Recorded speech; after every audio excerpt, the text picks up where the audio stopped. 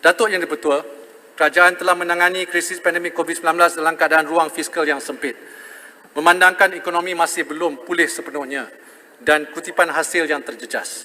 Oleh itu, kerajaan terpaksa bergantung kepada sumber hasil bukan cukai, di samping meningkatkan hutang statutorinya bagi memastikan pakej bantuan dan rancangan serta projek pembangunan dapat diteruskan.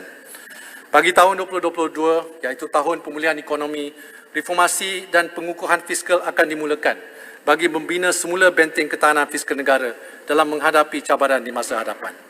Bagi inisiatif pertama, kerajaan berhasrat untuk memperkenalkan Akta Tanggungjawab Fiskal dengan tujuan meningkatkan tadbir urus accountability dan ketulusan dalam pengurusan fiskal negara bagi memastikan kemampanan fiskal dan menyokong kestabilan ekonomi makro. Seperti yang telah saya maklumkan, kertas konsultasi awam berkenaan akta tersebut telah diterbitkan dan semua maklum balas konstruktif akan dipertimbangkan untuk menambah baik draft yang sedang disediakan. Kerajaan bercadang untuk membentangkan akta ini pada tahun hadapan. Selain itu, kerajaan juga sedang melaksanakan Public Expenditure Review dengan kerjasama Bank Dunia bagi memastikan kecekapan dan keberkesanan perbelanjaan awam tanpa menjejaskan sistem penyampaian awam. Dengan itu, produktiviti perbelanjaan awam dapat ditingkatkan lagi, memastikan nilai faedah terbaik bagi setiap ringgit duit rakyat. Sebagai inisiatif kedua, langkah kemampanan hasil dan selaras dengan amalan di peringkat antarabangsa, kerajaan bercadang untuk memberikan layanan cukai sama rata seperti berikut. Pertama, kadar duty stamp nota kontrak dinaikkan daripada 0.1% kepada 0.15% dan had duty stamp RM200 setiap nota kontrak dimansuhkan.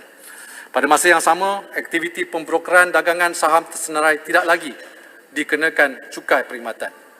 Kedua, cukai pendapatan dikenakan kepada pemanfaatan di Malaysia ke atas pendapatan yang terbit dari sumber luar negara dan diterima di Malaysia mulai 1 Januari 2022. Ketiga, cukai jualan dikenakan ke atas barang bernilai rendah dari luar negara yang dijual oleh peniaga dalam talian dan dihantar kepada pengguna di Malaysia melalui perkhidmatan kurier udara.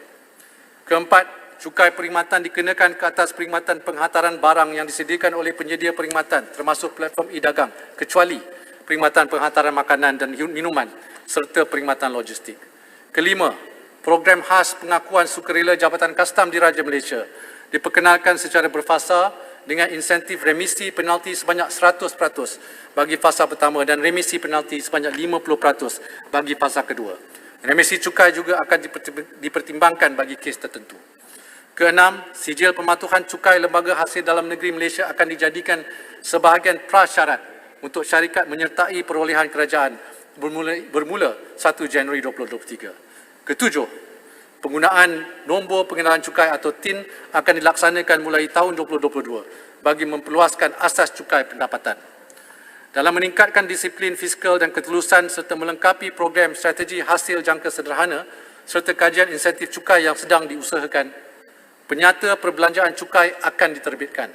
Ini penting dalam menentukan kos yang ditanggung kerajaan berhubung pemberian insentif cukai, pengecualian cukai secara one-off dan penetapan dasar cukai lain. Datuk Yang di-Pertua, berikutan krisis pandemik COVID-19, keperluan meningkat untuk membiayai golongan rakyat yang terjejas. Bagi memastikan sistem kesihatan awam lebih berdaya tahan dalam menghadapi sebarang ancaman pada masa hadapan, kerajaan bercadang untuk memperkenalkan cukai khas secara one-off kepada syarikat yang menjana pendapatan tinggi. Dengan nama Cukai Makmur, syarikat dengan pendapatan bercukai sehingga RM100 juta pertama akan dikenakan cukai pendapatan pada kadar 24% dan pendapatan bercukai selebihnya akan dikenakan cukai pendapatan pada kadar 33% bagi tahun taksiran 2022.